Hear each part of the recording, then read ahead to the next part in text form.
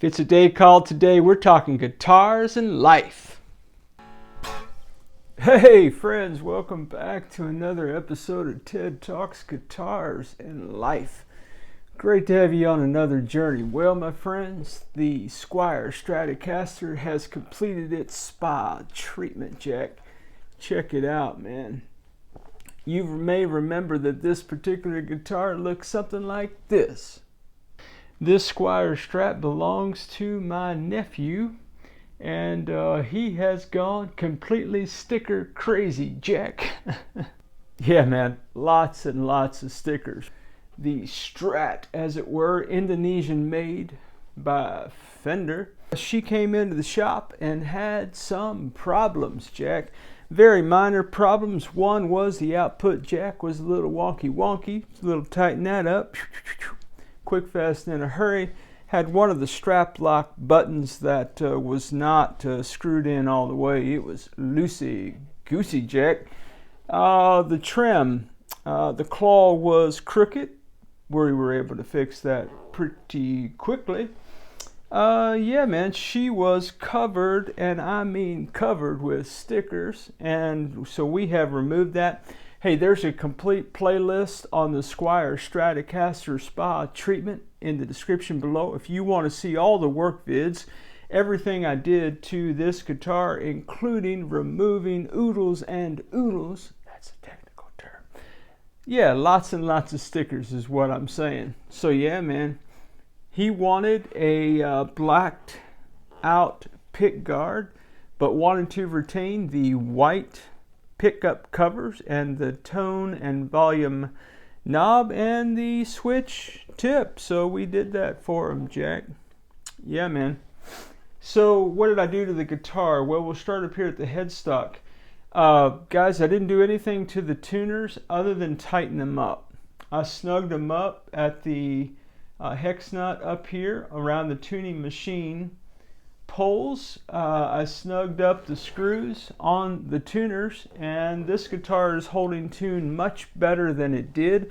I haven't been playing it for weeks and weeks. I've been playing it for hours and hours. So, you know, if it were me, I'd continue to watch the tuners just to see if there was anything that I needed to look at down the road as I went along my merry way, Jack. The other thing that we did is I did have some Fender style roller string guides laying around the shop, so I threw those on there for my nephew. I didn't have to touch the nut. It was cut pretty good, and yeah, man, so far so good. So with all that said, with the tuner tweakage and the roller string guides and a good intonation and setup, the guitar is holding tune much better than it did before it hit the shop. So we got that going for us, Jack. I did have to do considerable fret work on the edges. Now, we did put the fret rocker to the frets. I found 6 unlevel frets on this guitar. Fortunately, I was able to take my rubber mallet hammer and hammer those all level, so I did not have to file any of the tops of the frets, so that was always fun when that happens. I did have to do a considerable amount of filing to the edges of the frets though, and even today, before making this video, I was playing the guitar, and as much fret work as I did, and guys, the little bit of a fast forward fretwork vid that I put in the description below was about an hour of my life just filing the edges of these frets. And sure enough, today as I was playing the guitar, tell the truth to shame the devil, I had a couple of frets where the string was catching and the string would go up under the fret, and so I had to do a little bit more work to it today. So we've done a lot of fret work on the edges. Okay, some of that is player feel, player preference. I don't like to feel frets. I certainly don't like sharp fret ends, but I don't want to even feel them myself as much as I can help not feeling them. So, yeah, I took my fret to those one more time. And the 2 today were up here in the late teens, early 20 and 21 fret. 21st fret was the one that was catching, so we got that going for us. So anyway, fixed all that, not a problem. But I did do a lot of fret work to the edges of the frets. All I did to the frets otherwise is I just polished them up. And I did a little 320 on the sides because I had done a lot of filing, and then I did 6 to 800, 12 to 1500. Then I did 2000, 2500, steel wool, cleaned and conditioned the fingerboard. I also took some 3000 grit sandpaper just to the back of this neck. It was kind of funky and it had some scratches in it. Just I wasn't sliding and gliding as much as I would enjoy. So I took some 3000 grit sandpaper to it. I put a layer or coat of True Oil on that bad boy, buffed that out, and then I put Howard Feed and Wax on the back of my guitar neck. So I did that to this one, buffed that out, and dude, she is silky smooth. Let me tell you about it. So yeah, man, I didn't do anything to the electronics. These are the stock Squier single coil pickups. The stock, it's a box switch in there. I'm not a fan of those, but hey man, you do you. If you like those, that's all good. And dime size pots and a green chiclet and your basic import jack. Well, you know, guys, I've owned a lot of Squier Strats through the years, but at those seasons in my life, I did not possess the skill set that I possess today to tear guitars down and, you know, swap out parts. And I wasn't doing any of that back then. I would just take it into the big box store and say, here, fix it. Well, now that I know how to do all of that work, I will say this about the Squier Strat. I found it very easy to work on. Now again, this is an Indonesian made Squier. It is not a Fender. So what that means is that my understanding is that the American Fender specs and the Squier international specs are different. So not everything is going to line up copacetically. You can't just buy a Fender whatever and expect it to be plug and play in this guitar or a Strat style guitar. So always measure your parts before you purchase anything that you might need. I mentioned in the vids that I did look at the tuners, and these tuners don't have any screws holding them on the back. They just have two nibs on the bottom of these tuners that go into pilot holes. And I had a Squier Strat in the past, it's been the past year and a half. I did replace those tuners, and I actually had to drill new pilot holes because the Fender locking tuners that I purchased, the nibs did not fit in those holes. So just be sure to measure everything. But man, I found working on the Squier, it was really receptive to the Music Lily pick guard. I did have to, I only drilled one additional screw. I kept the white trim cover on the back. I have a black one, but I figured, you know, hey, black and white, baby. I think that looks pretty smoking hot. And he digs it. That's the main thing. This is the config that he wanted. This is the look that he wanted. And again, I think he's going to be stoked, Jack. All right, man. Well, I just wanted to give a few words about just the upgrade and the modding platform. I think it's a good modding platform. Now, you may get one and you may find that you've got to replace all the electronics, man. You do you. If you like what's in here, keep it. If you want to upgrade it, do that. But yeah, I just wanted to give a little bit of a shout out about just the ease of working on it. It didn't fight me at all, is what I'm saying. Now, I've had a couple budget guitars in the past year and a half through the shop that fought me at every turn, Jack. So I just found that the Squier was easy to work with, and the playability of the guitar, now that I have it set up, now that my frets are polished and I know that they're level, but I can bend easier, I can slide up and down the neck so much easier. I've got no hindrance on the fret edges any longer. I think the guitar sounds pretty good. Ability, man, it's got a nice kind of a, oh, I don't know, like a modern C shape kind of neck. It's not thick at all, nor is it super thin. It's, I'd say it's a modern C, about what you get on the T's ST1 and what's on the Washburn. At least that's to my old rock and roll hands, man. I don't have any fancy measuring apparatus, or I would tell you specifically what the measurements are. But yeah, man, sleek, cool. Digging that, Jack. Digging that. Maybe some unplugged tone samples.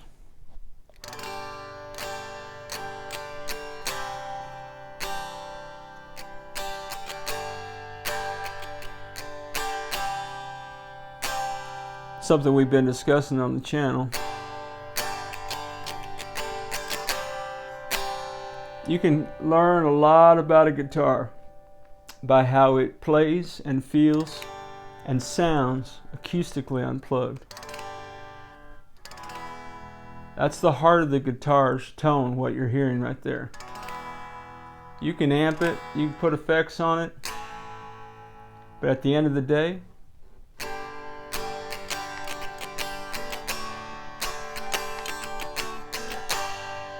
you can't change how a guitar sounds at its core, unplugged.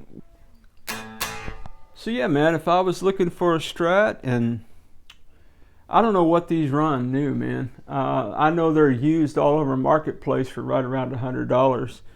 And yeah, you know, man, I might give $100 for something like this and fix it up, make it my own. That's assuming that the electronics are as good as this one. I mean, I'm not saying they're stellar, but I think they sound pretty good for what it is. Stock pickups. That old box switch didn't give me much trouble. I do have a little bit of a staticky problem in it that I could not resolve by cleaning it. And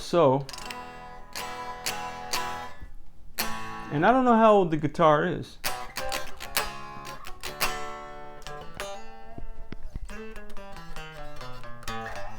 Maybe I don't know how to clean them. I don't know. Put it in the comments, guys.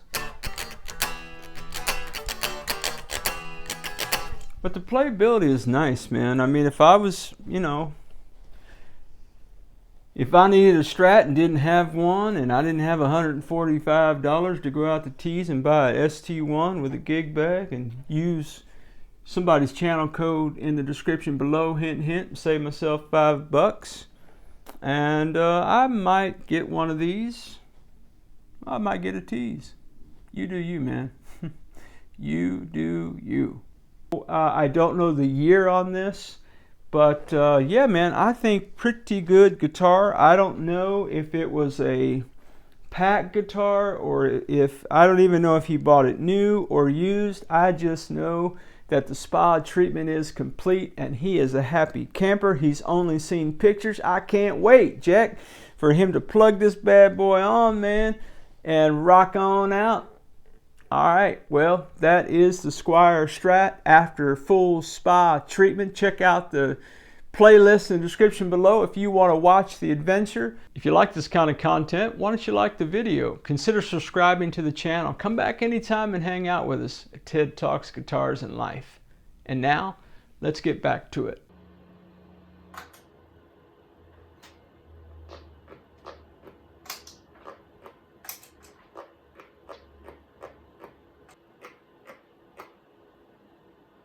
Well, guys, that static was just getting to me, man. I couldn't just live with saying, well, I don't know, it's just still staticky. So I went at it with some more cleaner and worked that old switch, and we got this thing quiet as a mouse now, Jack. So life is good. And hey, I decided that maybe y'all want to listen to some tones, man. So what's going to follow next is a little bit of tone samples, and nobody, and I mean nobody, comes to Ted Talks Guitars and Life to hear this old cat play the guitar, man. You come here to talk about guitars, but I am going to give you some tone samples just so that you can hear what the finished product sounds like. Electrified. Let's check out some tones.